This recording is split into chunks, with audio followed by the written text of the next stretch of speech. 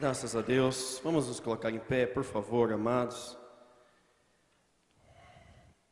Graças a Deus. Abra sua Bíblia comigo, por favor, no Evangelho segundo Mateus, capítulo 1. Mateus, Evangelho segundo Mateus, capítulo 1.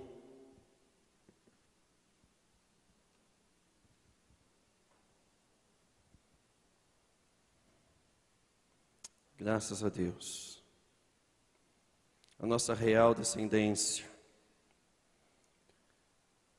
Graças a Deus. Mateus capítulo 1, versos 1 a 17. Todos acharam? Diz assim a palavra de Deus, Evangelho segundo Mateus, capítulo 1, versos 1 a 17. Livro da genealogia de Jesus Cristo, filho de Davi, filho de Abraão. Abraão gerou a Isaque, Isaque gerou a Jacó, Jacó gerou a Judá e a seus irmãos. Judá gerou de Tamar a Pérez e a Zerá, Pérez gerou a Esrom, Esrom gerou a Arão. Arão gerou a Aminadab, Aminadab gerou a Naasson, Naasson gerou a Salmão. Salmão gerou a Raabe, a Boaz, Boaz gerou de Rute a Obed, Obed gerou a Jessé. Jessé gerou o rei Davi gerou a Salomão, que daqui foi mulher de Urias. Salomão gerou a Roboão, Roboão gerou a Abias, Abias gerou a Asa. Asa gerou a Josafá, Josafá gerou a Jorão, Jorão gerou a Uzias. Uzias gerou a Jotão, Jotão gerou a Acás, Acás gerou a Ezequias. Ezequias gerou a Manassés, Manassés gerou a Amon, e Amon gerou a Josias. Josias gerou a Jeconias e aos seus irmãos no tempo do exílio na Babilônia.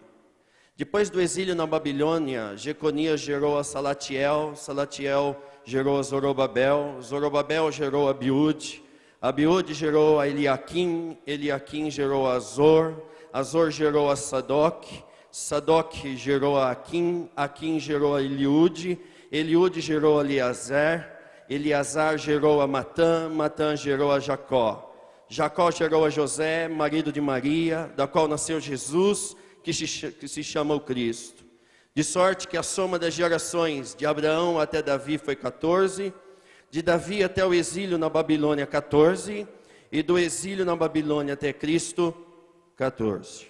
Vamos orar? Senhor nosso Deus e nosso Pai, nós glorificamos o Teu nome por estarmos juntos mais uma noite. Bendito seja o Deus e Pai do nosso Senhor e Salvador Jesus Cristo, que tem nos abençoado com todas as sortes de bênçãos. Nós louvamos o Teu nome, Senhor, porque a Tua presença está no nosso meio. Diz a Tua palavra que onde estiverem 2 ou 3 reunidos no Teu nome, ali o Senhor se faz presente. E onde o Senhor se faz presente, coisas sobrenaturais, miraculosas, extraordinárias acontecem. E nós cremos que nessa noite não será diferente, porque Tu estás no nosso meio. Se Tu podes usar qualquer coisa, então usa a minha vida. Fale conosco, pois a Tua palavra diz que quem tem ouvidos para ouvir, ouça o que o Espírito diz à igreja. Fale conosco, meu Pai amado, em nome de Jesus, e o povo de Deus diz amém. Pode se assentar, meu irmão. Queridos, a raiz etimológica da palavra genealogia vem de Gênesis, que é o estudo da origem das famílias. Do grego gênea, que significa geração, que significa raça, que significa ascendência. Você é descendente de alguém. Diga isso para o teu irmão, você é descendente de alguém. Por exemplo, meu nome é Anderson Alves de Moraes. Meu sobrenome é Moraes. E eu já tentei fazer a árvore dos meus ascendentes, árvore genealógica, da minha família, para ver se eu conseguia chegar no Antônio Hermílio de Moraes. Mas quanto mais eu procurava, mais longe eu ficava do Antônio Hermílio de Moraes. E aí eu comecei a procurar a minha real ascendência. Sou descendente de quem? Eu não sei se você sabe que o povo judeu sempre deu muito valor à genealogia. E a genealogia por eles era preservada sem alteração alguma. Eles tinham cuidado em extremo quando se falava de genealogia. Tudo era registrado acuradamente. Nós vemos nisso um exemplo claro dessa importância da volta do escriba Esdras com o povo do cativeiro. Esdras fez questão de fazer um levantamento de todos aqueles que estavam saindo do cativeiro babilônico para separar aqueles que eram da genealogia da tribo de Levi. Porque não podia haver mistura. Os descendentes de Levi foram separados para Deus. E ele então, de forma religiosa, ele faz um levantamento para separar aqueles que foram consagrados para Deus, que eram descendentes da tribo de Levi. Então o povo judeu, ele leva muito a sério essa questão, esse negócio chamado genealogia. Naquele momento a genealogia foi decisiva para saber quem era quem. Então Esdras pôde saber quem era da tribo de Levi, quem era da tribo de Dan, quem era da tribo de Naftali. Bom, enfim, foi por conta da genealogia que se preservou a visão que cada tribo havia recebido da parte de Deus. Nós estamos diante de um texto sagrado que fala sobre a genealogia de Jesus. Aliás, Mateus, inspirado pelo Espírito Santo, ele abre o evangelho dele falando sobre genealogia. E falar sobre nomes de genealogia, a gente não gosta. Às vezes a gente abre a Bíblia e fala: Senhor, fala comigo, e cai lá filho de Abraão, filho de Isaac, filho de Jacó. E diz: Senhor, eu queria que o Senhor falasse comigo. E Deus falou comigo nessa genealogia de Jesus Cristo, porque você há de convir comigo que a genealogia de Jesus não está na Bíblia porque faltou inspiração para Mateus. Não, há um propósito. Se está na Bíblia, é porque é palavra de Deus. E se é palavra de Deus, mesmo na genealogia, Deus fala conosco. E Deus nos trouxe aqui nessa noite para falar conosco. Falar o que, pastor? Enfim, o que a genealogia de Jesus tem a ver comigo, tem a ver conosco aqui nessa noite. O que a genealogia de Jesus, registrada na palavra de Deus, tem a nos ensinar. Tem lições preciosas nesse texto que nós lemos, que talvez para você foi um texto chato, como a princípio para mim foi. Mas Deus falou grandes coisas ao meu coração, que eu gostaria de compartilhar contigo nessa noite. Eu tenho certeza que Deus ministrará melhor ao teu coração. Primeira coisa que nós aprendemos sobre a genealogia de Jesus, é que a genealogia de Jesus enfatiza que antes de Jesus ser o filho da promessa, ele era o rei dos reis. Você pode dizer amém por isso? Diga para o teu irmão: Jesus é o rei dos reis. Se não, olhe no verso 1 do capítulo 1. Interessante. O texto diz assim, Mateus registra, e Mateus estava inspirado pelo Espírito Santo. Ele escreve dizendo: livro da genealogia de Jesus Cristo, filho de Davi, filho de Abraão. A minha pergunta aqui nessa noite é a seguinte: será que Mateus, por ser judeu, e está escrevendo o evangelho dele para os judeus, será que ele não sabia que Abraão vem antes de Davi? Claro que sabia. Aí me veio uma segunda pergunta: será que nesse versículo 1, Mateus não estava inspirado pelo Espírito Santo, pelo fato dele ter errado, e ter colocado filho de Davi antes de filho de Abraão? Aí vem a terceira pergunta: mas ele estava errado? Eu digo para você: não, ele não estava errado. Ele estava cheio do Espírito Santo. Foi o Espírito Santo que se apoderou dele e mandou ele escrever filho de Davi e depois filho de Abraão. Porque o nosso Jesus, antes de vir à terra e se tornar filho de Abraão, ele é rei dos reis, Rei dos Reis, Rei dos Reis, e na sua coxa está escrito, Rei dos Reis e Senhor dos Senhores. O Deus que você serve, Ele é de descendência real. Diga para o teu irmão, você também é de descendência real.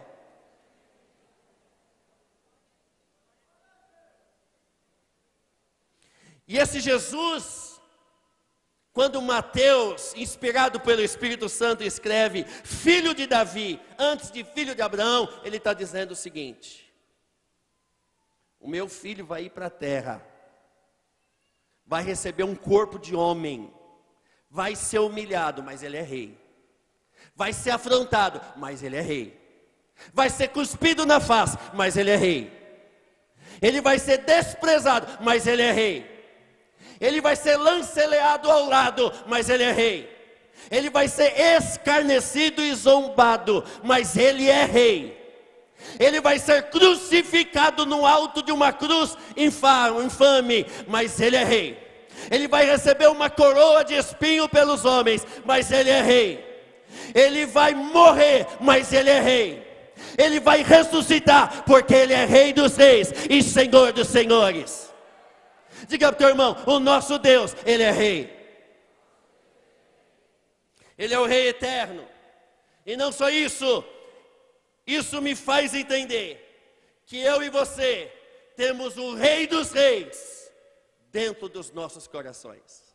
Posso dizer algo da parte de Deus para você? O Deus que nós servimos, Ele tem um filho chamado Jesus Cristo de Nazaré, que nunca deixou de ser rei. Porque antes de ele nascer em carne e osso, ele já é filho de Davi. Por quê? Porque é descendente da linhagem real. Diga para o teu irmão, Deus é rei. E quem é rei está no controle.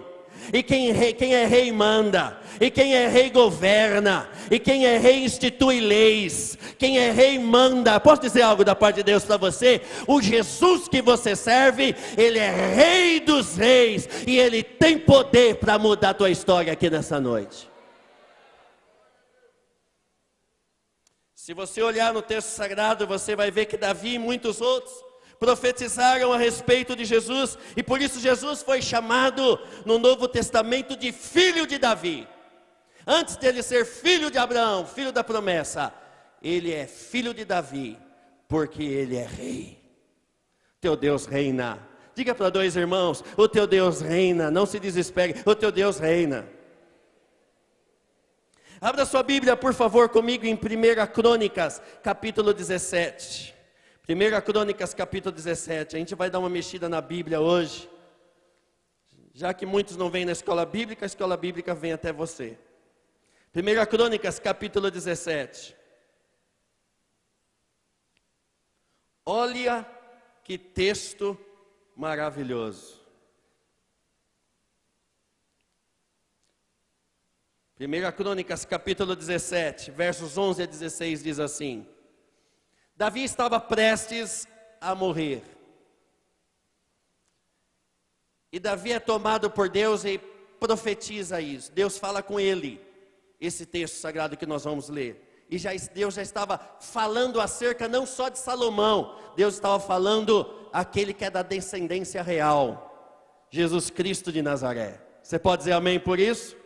Olha que diz 1 Crônicas capítulo 17, versos 11 em diante. Quando se cumprirem os teus dias, Davi, para ires aos teus pais, levantarei a tua semente depois de ti, um dos teus filhos, e confirmarei o seu reino. E este me edificará casa, e eu confirmarei o seu trono para sempre. Deus está falando aqui de Salomão, filho de Davi, descendência real. Verso 13, e eu lhe serei por pai, e ele me será por filho, e o meu amor jamais retirarei dele, como retirei daquele que foi antes de ti.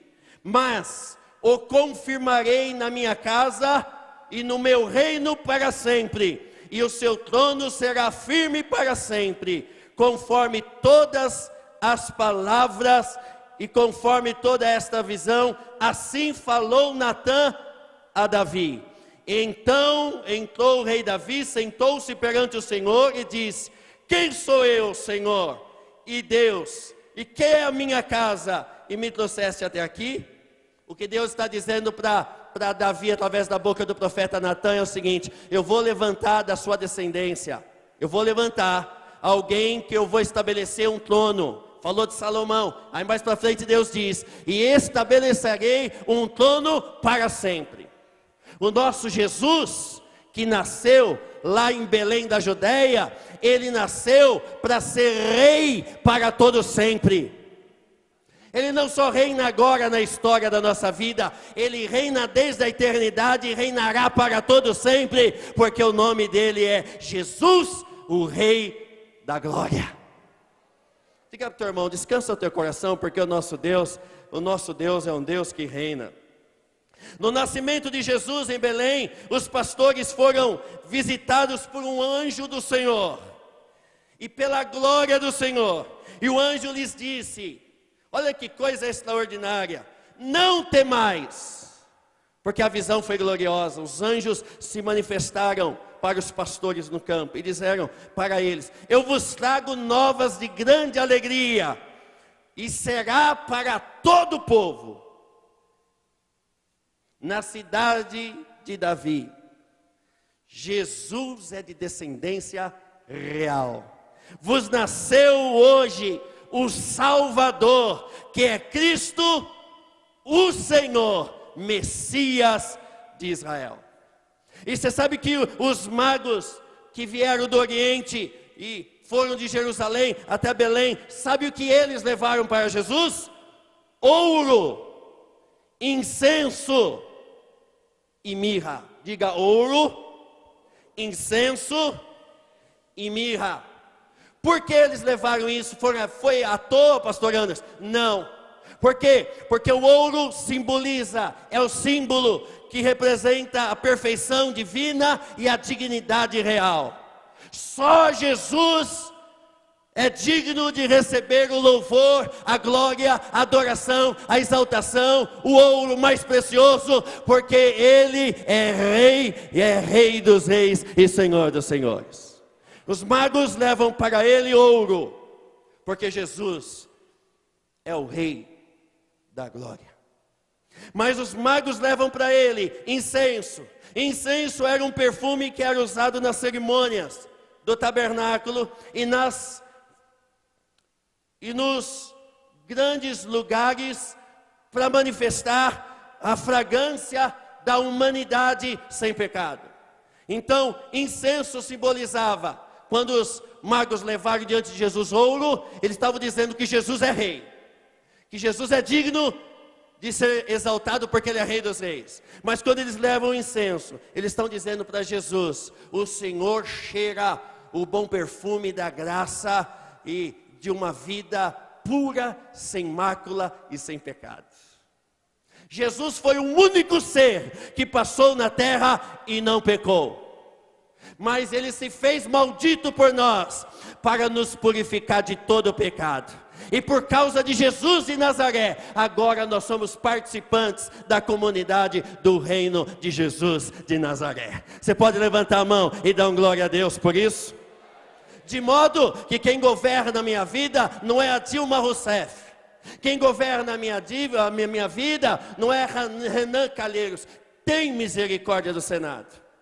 Quem governa a minha vida não é Paulo Pinheiro. Quem governa a minha e a tua vida é aquele que é digno de receber o ouro e incenso, porque Ele é o único que veio a essa terra e não foi contaminado por ela, mas morreu na cruz do Calvário para levantar uma comunidade de homens e mulheres que serve ao único que reina para todo sempre, chamado Jesus de Nazaré. Ele recebe ouro por causa da sua realeza. Ele recebe incenso por causa da fragrância de uma vida sem pecado. Mas a Bíblia diz também que os magos, quando vão ter com ele lá em Belém, eles levam para este Jesus, descendente de Davi, da descendência e linhagem real, levam para ele mirra. Mirra era uma erva amarga, que nos fala de sofrimentos amargos que Jesus iria sofrer. Mas se você abrir a sua Bíblia aí, em Isaías capítulo 60, verso 6. Abra comigo, por favor. Isaías 60, verso 6. O profeta Isaías só fala de ouro e incenso, porque o profeta Isaías vê em Jesus a realeza e a pureza. Mas nesse texto aqui, Isaías não inclui a mirra.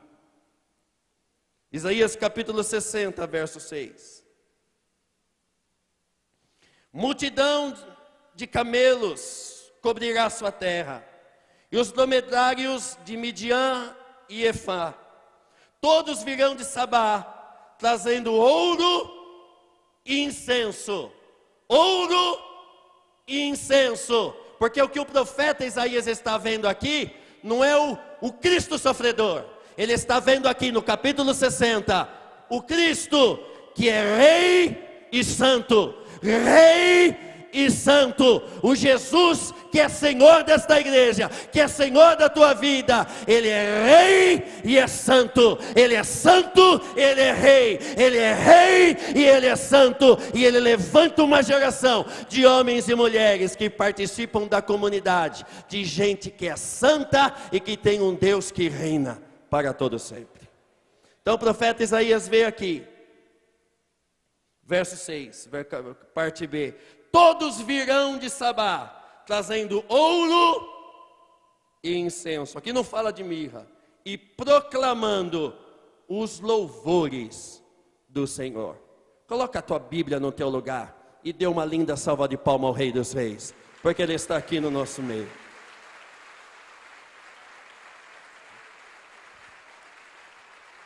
Pastor, então por que levaram ouro, incenso e mirra? Por que então? Os magos não só levaram ouro e incenso, porque a mirra tinha a ver com profecia. Jesus era da descendência de Davi, porque ele é rei. Mas esse rei abdicou da sua realeza no céu, mas nunca deixou de ser rei.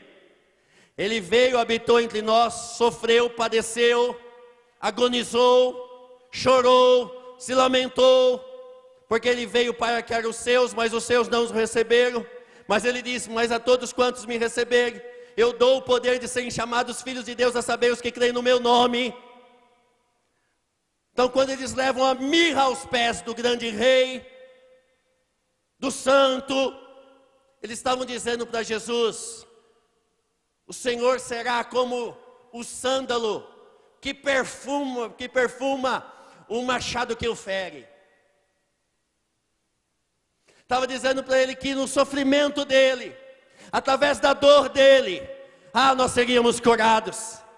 Através da escravidão, através da maldição que cairia sobre ele, nós seríamos libertos. Por isso que quando ele foi, quando ele amava e ele era odiado, ele continuava amando. E a comunidade que vive aos pés de Jesus é a comunidade que serve ao Jesus que é Rei, ao Jesus que é Senhor, mas que eu e você fomos chamados para servir a esse Rei e esse Senhor, com aflições, com sofrimentos, com provações, com perseguições, com privações, mas que quando mais lutas nós passamos, mais nós exalamos a graça e a fragrância da misericórdia e da bondade desse Deus que habita em nós. Eu não me esqueço de uma frase que eu ouvi certa vez de um pastor que diz: "Sê como o sândalo que perfuma um machado que o fere." Coisa boa. Ser crente é ser assim. Quem vive diante do grande rei e que faz parte da comunidade do reino de Deus, cujo o rei dessa comunidade é Jesus de Nazaré, vive em santidade. E quando esse alguém é ferido, ao invés de sair coisas podres, exala-se graça. Quem o feriu sai de lá dizendo o seguinte: eu o machuquei, mas ele demonstrou amor.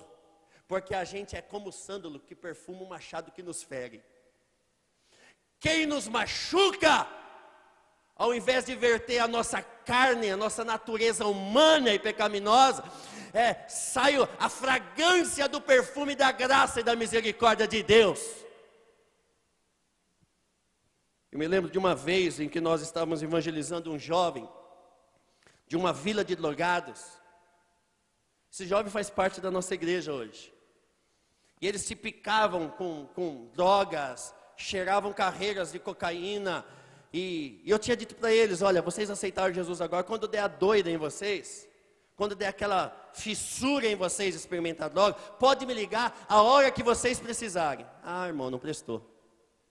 Teve um dia que, de madrugada, um deles me disse o seguinte, olha, eu estou com a agulha aqui na mão, seringa aqui na mão, e eu vou dar uma picada, eu vou picotar, eu preciso que você venha aqui agora para me ajudar, porque eu estou sem força. Eu disse para ele, eu estou indo para aí agora. Liguei para um outro amigo me pegou e nós fomos lá. Quando eu cheguei lá, ele já tinha injetado na veia, já tinha cheirado cocaína, estava doidão, estava em êxtase, estava maluco, e olhou para mim e disse assim, Anderson, eu te odeio. A gente via, além da droga, a gente via possessão demoníaca sobre ele. Quando ele diz, eu te odeio, o Espírito de Deus veio sobre mim.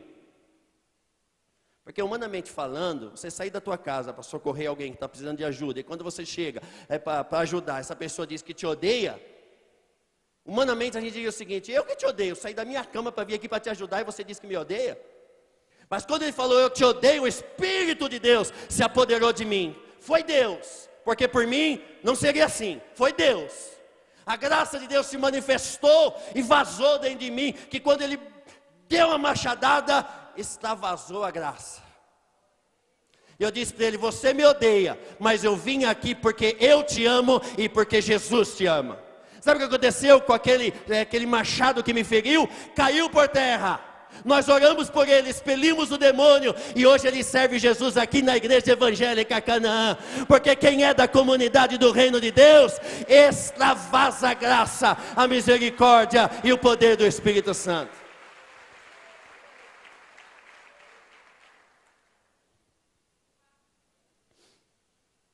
Abra sua Bíblia comigo, por favor, em Mateus capítulo 6, verso 33. Texto extremamente conhecido. Aliás, se você puder abrir no capítulo 2 antes, abra por favor.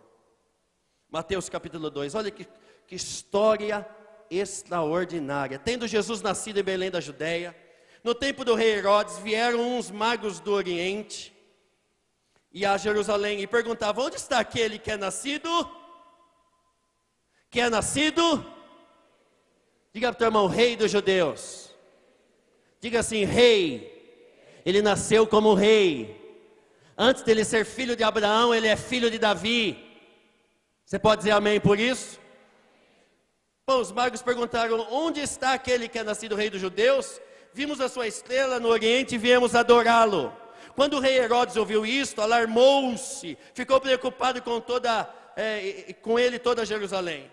E convocando todos os principais sacerdotes e os escribas do povo, perguntou-lhes, onde havia de nascer o Cristo?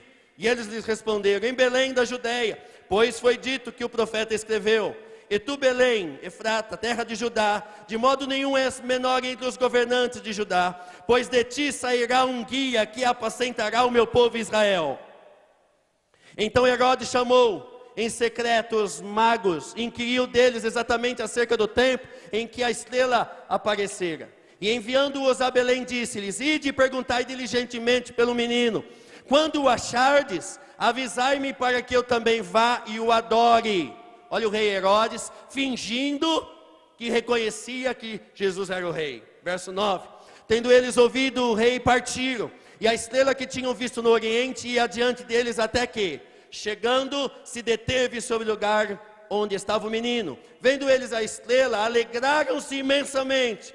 Entrando na casa, viram o menino com Maria, sua mãe, e prostrando-se, o adoraram. E prostrando-se, o adoraram. Então, abrindo-se os teus tesouros, lhe apresentaram as suas dádivas: ouro, incenso e mirra. E tendo sido por divina revelação avisado em sonhos, para que não voltasse Herodes, regressaram por outro caminho da sua terra.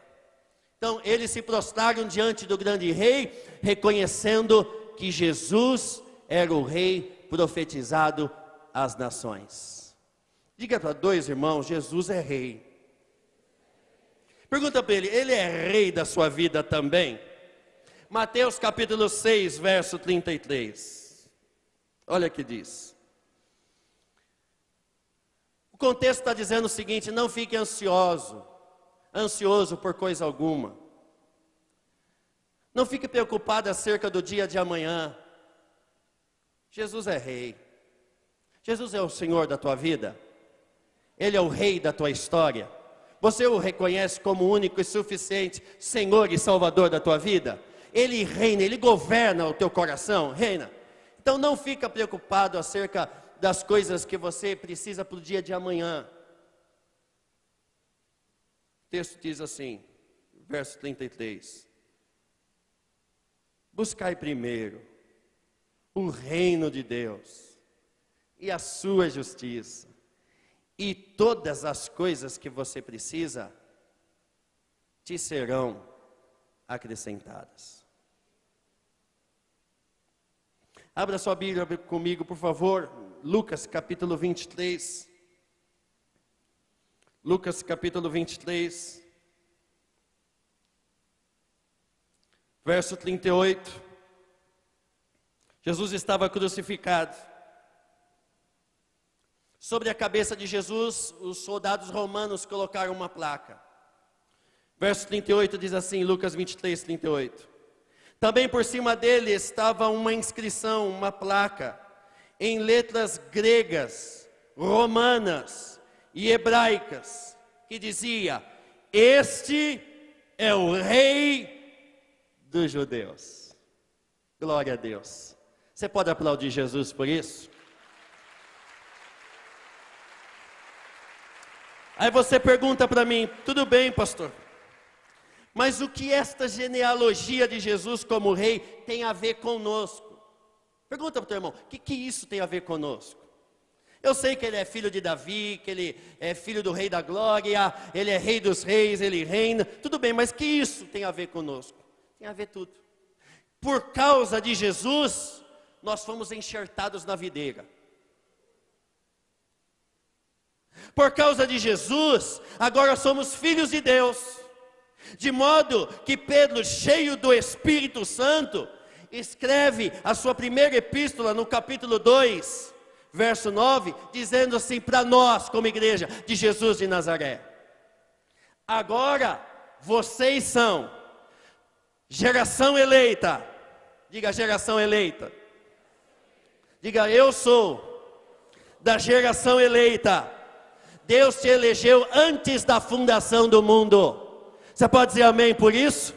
Por causa de Jesus de Nazaré, e porque fomos enxertados na videira, por causa do sacrifício de Jesus, agora nós somos geração eleita. Diga para o teu irmão: você é escolhido de Deus. Ele diz: vós sois geração eleita. A Bíblia diz: vocês são sacerdócio real. Agora você é de uma ascendência real, porque você foi eleito, você foi salvo, o sangue de Jesus foi derramado sobre o teu coração, de modo que agora não é mais o mundo que dirige, que governa a minha vida. Quem dirige, quem governa a minha vida e a tua vida é Jesus de Nazaré. Porque quando nós dissemos sim para Jesus, nós fomos incluídos, nós fomos enxertados na videira, e somos agora participantes da comunidade do reino de Jesus de Nazaré.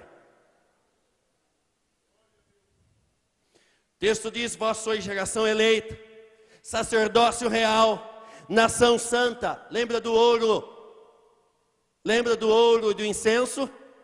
O ouro fala da realeza de Jesus, e o incenso fala da pureza.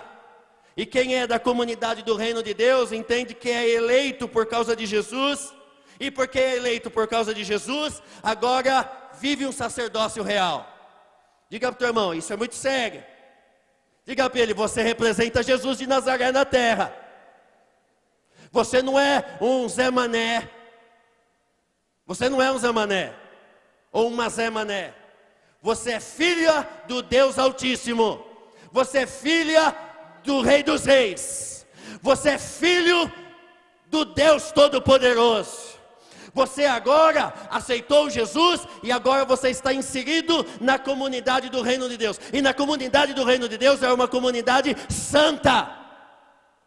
Na comunidade do reino de Deus não tem mais lugar para pecado. Não tem mais abertura para contemplar as maravilhas da Sapucaí. Se contemplares as maravilhas da Sapucaí, sapo vai cair. Porque agora os teus olhos são os olhos de Jesus. Agora você pega aonde Jesus pega. Agora você toca aonde Jesus toca. Agora você anda não nos teus passos, mas nos passos de Jesus de Nazaré. Agora a tua vontade foi crucificada com Jesus lá no Calvário. Porque agora não é mais a tua vontade que prevalece. Porque quem faz parte da comunidade do reino de Deus vive a fazer a vontade daquele que está sentado no trono, que é Senhor desta comunidade. Ah, pastor, como eu consigo discernir as características da comunidade do reino de Deus? Leia o Sermão do Monte, Mateus capítulo 5 ao capítulo 8, leia isso. Aí você vai entender que para ser da comunidade do reino de Deus, tem que ser tudo diferente. Diga para o teu irmão, tudo diferente. Tudo diferente. Se você olhar para, por exemplo, do capítulo 5, as bem-aventuranças, é tudo coisa que a gente não quer. A nossa carne rejeita. Mas quem faz parte da comunidade do reino de Deus é feliz quando é pobre de espírito, porque deles é o reino dos céus. Quem é da comunidade do reino de Deus se torna esquisito. E você é esquisito. Porque o verso 4 do capítulo 5 diz que felizes é os que choram. É uma discrepância paradoxal. Imagine quando você está chorando, Deus está dizendo, você é feliz, porque você será consolado. Mas eu não quero é chorar, mas você vai chorar. Mas quando você chorar, eu vou te consolar. Porque agora você é meu, você é minha, e eu cuido de você. Você faz parte da minha comunidade, eu sou o Senhor da tua vida, eu sou o Rei sobre a tua vida, eu sou aquele que te consola. Na comunidade do reino de Deus, o verso 5 diz que felizes são os mansos. Não é quem arma barraco. Não é aquele que diz que eu não engulo nada. Comigo é assim, eu saio no tapa, porque a Bíblia diz que Deus ama o que dá com alegria. Eu dou na cara de todo mundo mesmo, e com alegria. Quem é da comunidade do reino de Deus é feliz porque é manso. E quem é manso herda a terra. O verso 6 diz que feliz é o que tem fome e sede de justiça, porque esses serão fartos.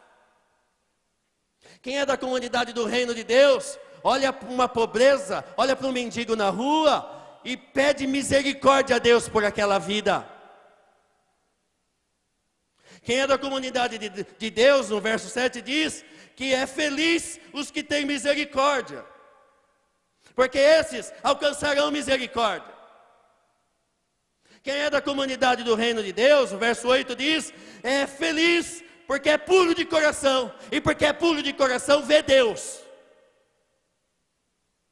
Aí começa a estreitar mais a coisa, aí fala sobre divórcio, aí fala ser sal da terra e luz do mundo, e quem quer ser da comunidade do reino de Deus vai entender que aquele negócio de olho por olho, dente por dente, caiu por terra, porque antigamente a lei dizia, ó, se teu irmão furar o teu olho, fura o olho dele e está tudo quites. Aí ficavam os dois cegos.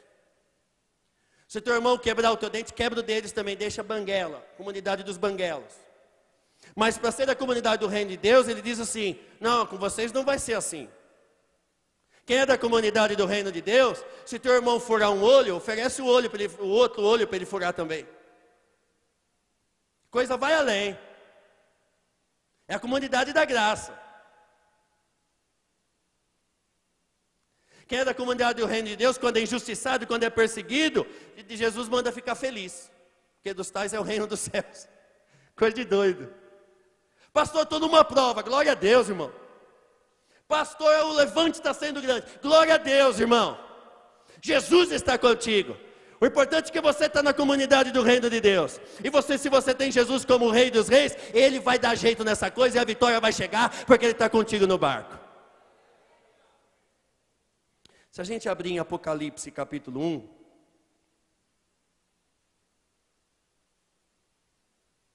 falei para você vir na escola bíblica, você não veio? Apocalipse capítulo 1, já vou terminar, pastor Rogério. Apocalipse capítulo 1, versos 4 a 6. Diz assim: João às 7 igrejas que estão na Ásia, graça e paz a vós outros da parte daquele que é, que era, que e há de vir, da parte dos 7 Espíritos que estão diante do seu trono, e da parte de Jesus Cristo, que é fiel testemunho, primogênito dos mortos, e o príncipe dos reis da terra. Que coisa gloriosa! Aquele que nos ama, e em seu sangue nos lavou dos nossos pecados, e nos fez reinos e sacerdotes, para o Deus e Pai. A Ele seja a glória e o poder para todos sempre. A igreja diz: Amém. Ele nos fez reino. Abra comigo, por favor, Apocalipse, capítulo 19.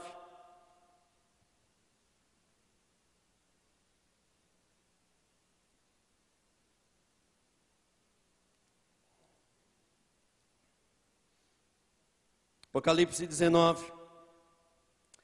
Olha que coisa extraordinária, o verso 1. Depois dessas coisas ouvi no céu como que uma grande voz de numerosa multidão que dizia: Aleluia! Sabe quem está dizendo aleluia aqui? Nós. Diga para o teu irmão: é nós. A salvação e a glória e a honra e o poder pertencem ao nosso Deus, pois verdadeiros e justos são os seus juízos. Julgou a grande prostituta que havia corrompido a terra com a sua prostituição, e das mãos dela vingou o sangue dos seus servos. Deus fará justiça à sua igreja, pois verdadeiros e justos são os seus juízos. Versículo 2: Julgou a grande prostituta que havia corrompido a terra com a sua prostituição, e das mãos dela vingou o sangue dos seus servos. E outra vez clamaram: Aleluia! Diga aleluia! E a fumaça dela sobe para todo sempre.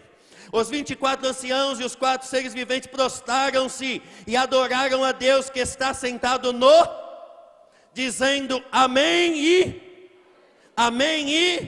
aleluia. Então saiu uma voz que dizia: louvai o nosso Deus, vós todos os seus servos, vós que o temeis, assim pequenos como grandes. Também ouvi uma voz como a de uma grande multidão, como a voz de muitas águas, como a voz de fortes trovões, que dizia,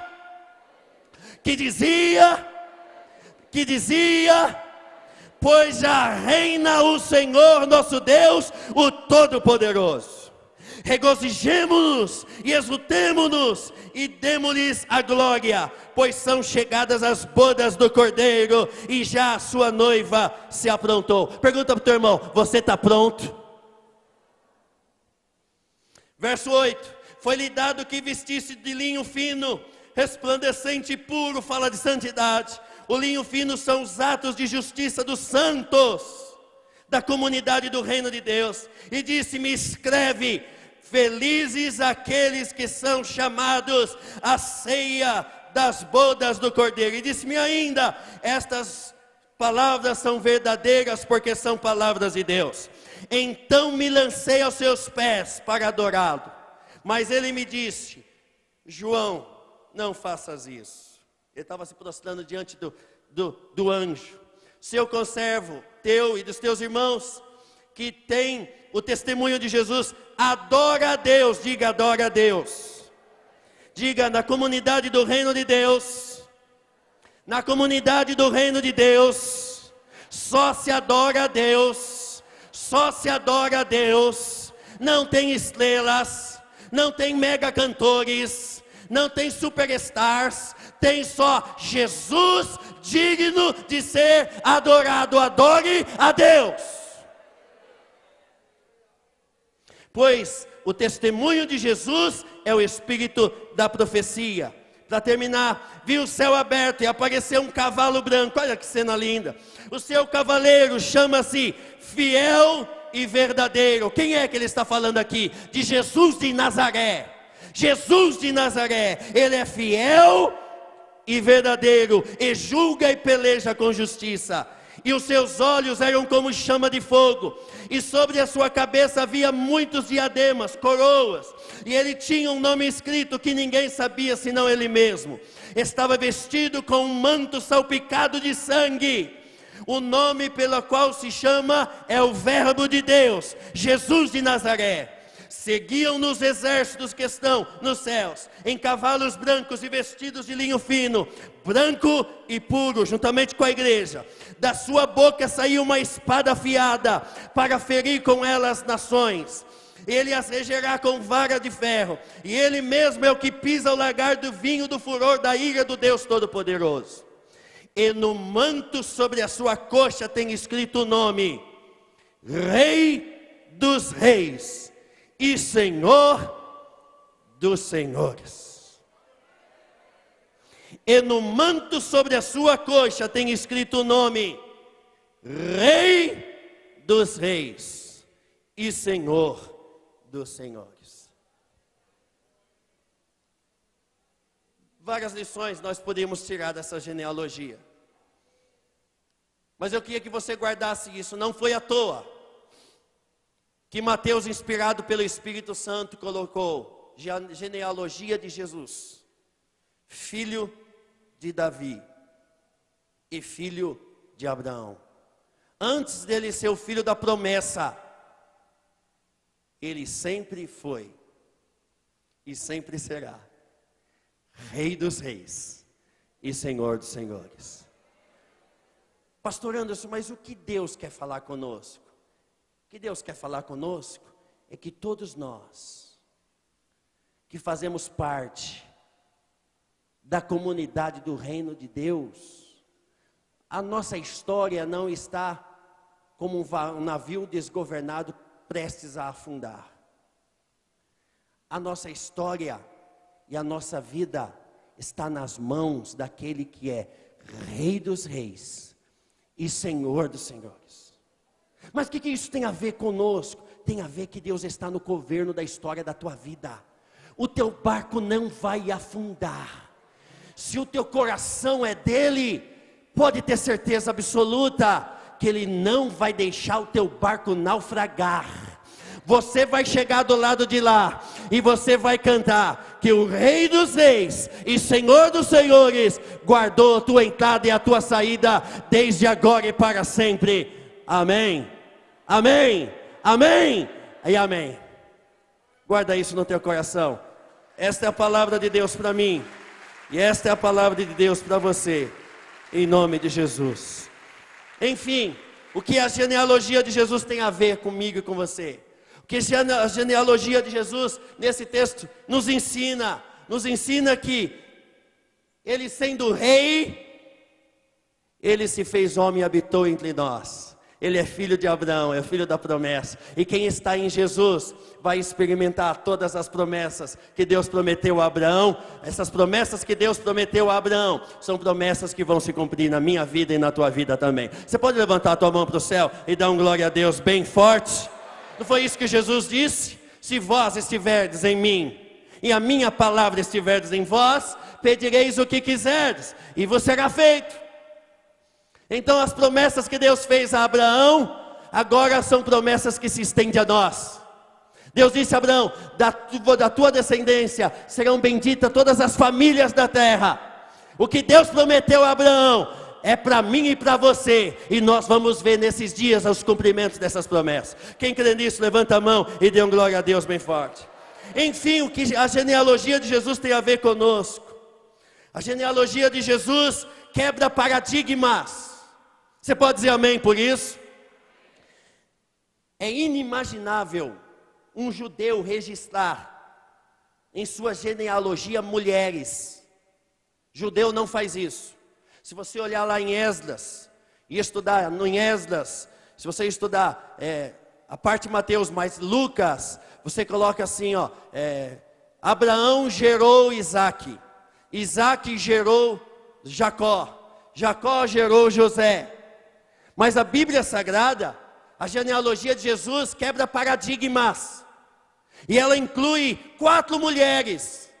Glória a Deus, que as mulheres, glória a Deus. E sabe o que Deus disse para mim? Que Ele está levantando uma geração de mulheres poderosas em Deus para desfazer as obras do diabo. Deus está levantando profetisas, mulheres de Deus que vão profetizar e a coisa vai acontecer. Deus está levantando princesas do Deus Altíssimo para reinar sobre a terra com poder e autoridade, para expelir demônios na autoridade do nome de Jesus.